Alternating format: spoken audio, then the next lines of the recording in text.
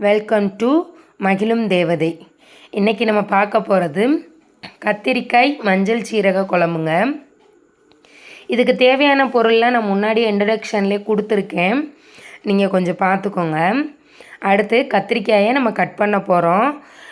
கத்திரிக்காய் எப்பயுமே குழம்புக்கு, புளி குழம்புக்கும் சரி, இந்த மாதிரி நம்ம கிரேவி மாதிரி வைக்கிறதுக்கும் சரி, நீல வாக்கில் கட் பண்ணால் ரொம்ப நல்லது. முழுசாக அதுக்குள்ளே நீங்கள் கட் பண்ணுறப்ப பூச்சி ஏதாவது இருக்கா அப்படின்னு பார்த்துக்கோங்க. கத்திரிக்காய் எப்பயுமே கட் பண்ணி தண்ணியில் தாங்க போடணும்.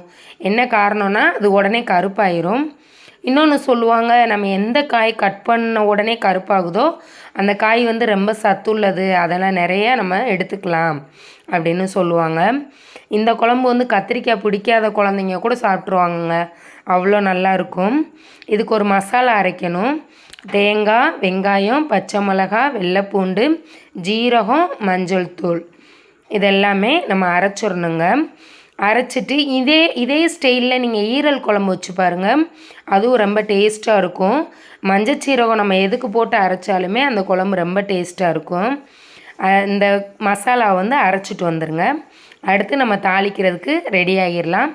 மிளகாத்தூள்லாம் தேவையில்லைங்க. மிளகாத்தூள் தீர்ந்து போச்சுன்னா நீங்கள் இந்த குழம்பு வச்சு பாருங்களேன், ரொம்ப டேஸ்ட்டாக இருக்கும். எண்ணெய் காஞ்சோடனே கடுகு போட்டுக்கோங்க, எப்பயும் போல் கருவேப்பிலை போட்டுக்கோங்க. போட்டு தக்காளியை மட்டும் வதக்கி விட்டுறணும். கொஞ்சம் தக்காளி நல்லா வதங்கணும். நம்ம வெங்காயம் போட்டு அரைச்சனால இங்கே தக்காளியை வதக்கி விட்டால் போதும், வெங்காயம் அடுத்து போட தேவையில்லை. அது கொஞ்சம் நல்லா வதங்கின உடனேயுமே நம்ம கட் பண்ணி வச்சுருக்கிற கத்திரிக்காயும் போட்டு நல்லா வதக்கிக்கோங்க. எண்ணெய் கத்திரிக்காய் குழம்புக்கு நம்ம எந்த அளவுக்கு வதக்குவோமோ அந்த அளவுக்கு இந்த கத்திரிக்காயுமே நம்ம வதக்கிக்கிறணும்.